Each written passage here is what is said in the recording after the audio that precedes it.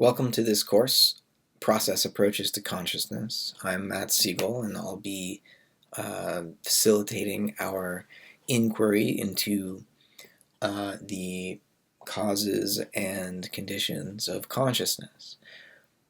The course is called Process Approaches to Consciousness because I'm a process philosopher. I orient toward the nature of reality in process relational terms. And those of you who have taken courses with me in the past will know a little bit about what that means, I hope. For those who are new to PCC or who have never encountered process philosophy before, it's basically a response to a reaction against and a constructive alternative for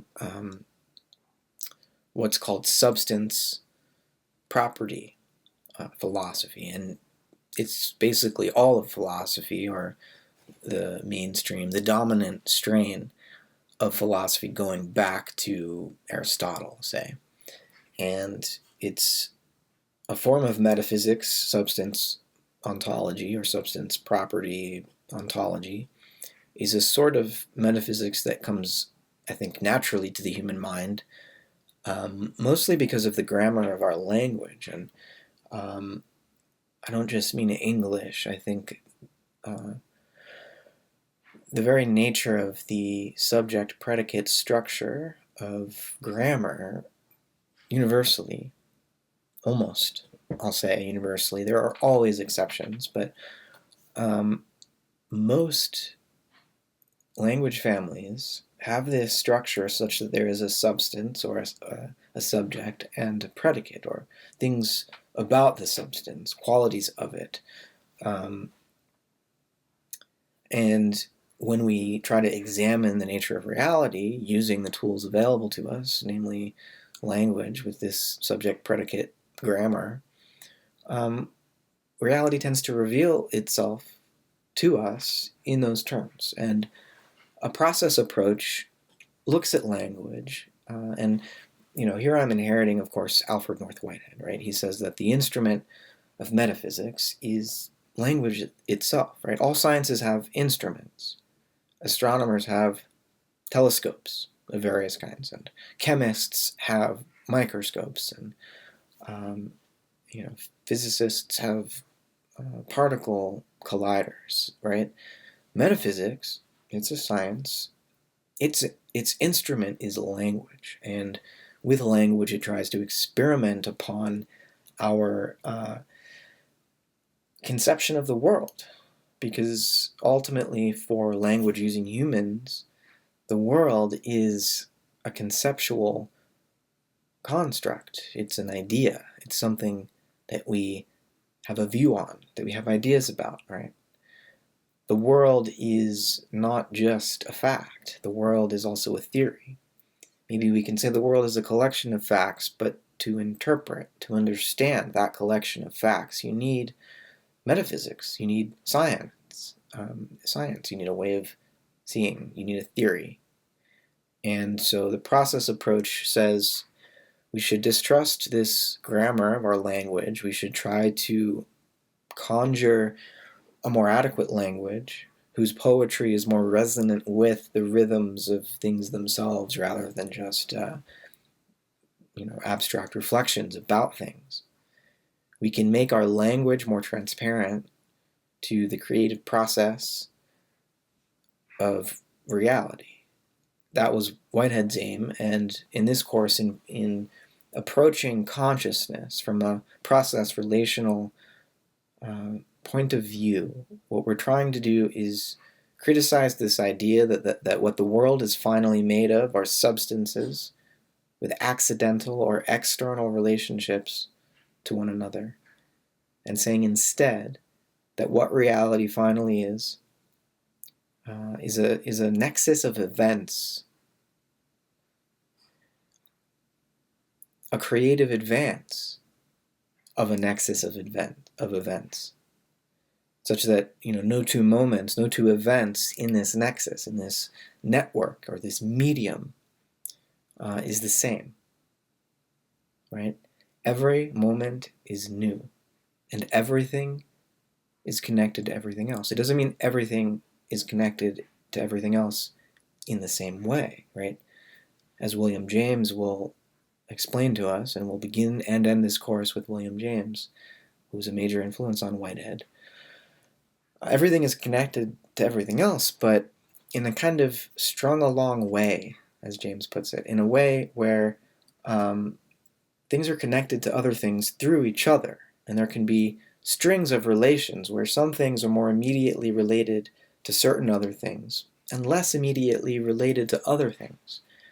But eventually, if you follow, the string of relations through, everything eventually returns to some sort of relation to everything else. It's just that because of the tangling of the blooming, buzzing confusion, as James put it, there's a sort of plurality and a multifariousness to the world, such that while everything is related to everything else, it's kind of facile and silly to say that all is one. It's like, well, yeah, but good luck trying to realize that one, because that one is always mediated through the many. And it's the one, if such a thing were to exist, is equally present in each of the many, meaning every individual is also fully participating in oneness, because each individual is themselves one, even though all individuals relate somehow in a grander unity, perhaps. James's point about pluralism, as we'll come to see, I hope, is that while it makes sense religiously to imagine that there is a oneness to all things, that there is a universal spirit that encompasses and embraces every particular thing.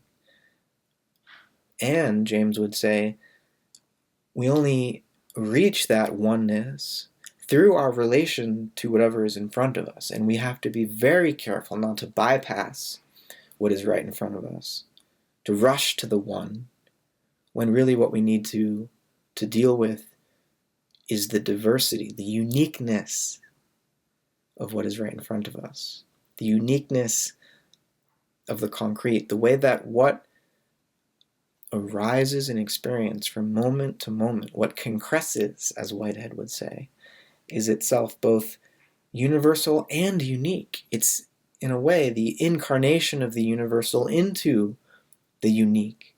So the one fully participates in each of the many, just as the many fully participate in the one.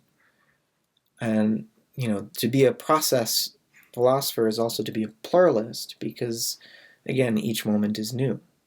Each creature, each instance of creativity is unique, is a unique embodiment of everything, a unique embodiment of the universal. So process approaches to consciousness is also pluralistic approaches to consciousness.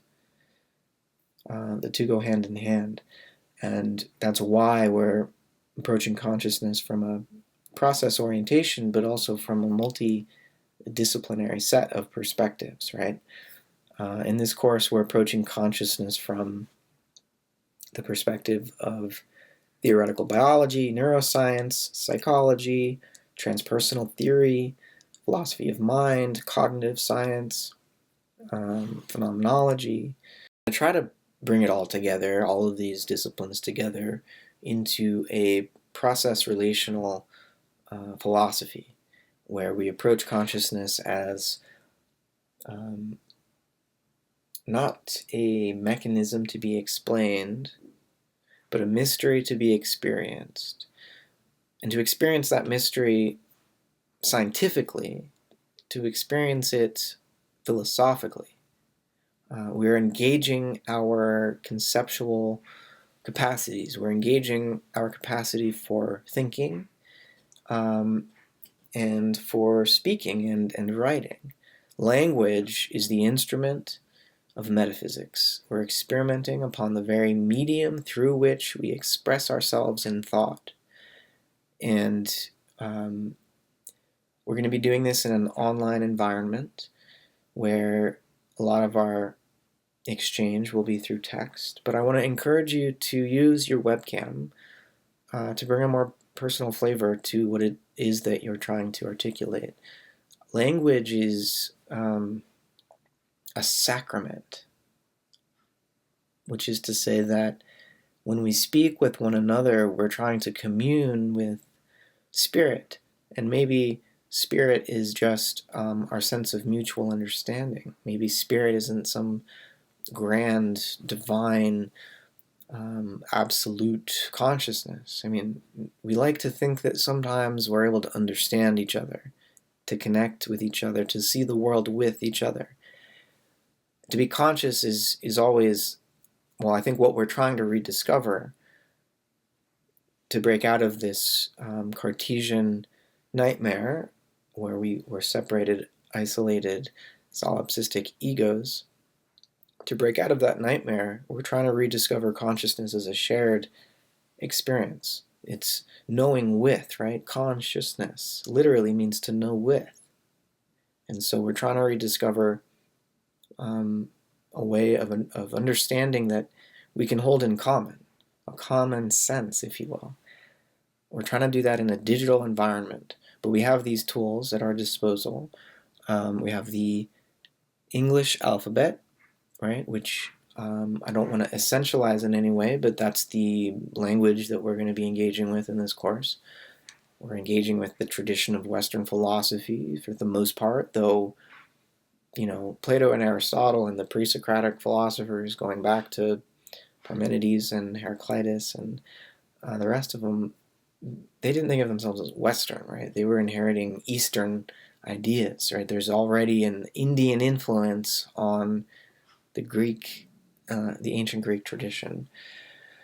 So even so, though, it makes sense to refer to the Western tradition as a certain set of thinkers who are responding to one another, starting in Greece, moving through, Europe into the Americas, North America for the most part. But I think there's already a planetary kind of influence on the origin, so-called, of Western philosophy in Greece. But we're focusing on a specific tradition, is what I'm trying to say. And so there's going to be tons of stuff that's left out, and I want you, if you feel so called, to bring that to my attention and to the rest of your classmates' attention. I can only, claim to speak about what I've studied, and I'm a professor because I want to continue to learn. So I hope that what you bring to the table, especially if it feels left out of what, the syllabus that I have put together, I hope that you feel empowered to bring that to our attention, and that we can find a way together to, integrate it into the perspectives that I'm sharing and that I've collected for you all to read through this semester. If you have any questions about the syllabus, let me know. I'm happy to talk to you about them, to clarify what this course is about and what my expectations are in terms of assignments and papers and all of that. I really look forward to this co-inquiry with you.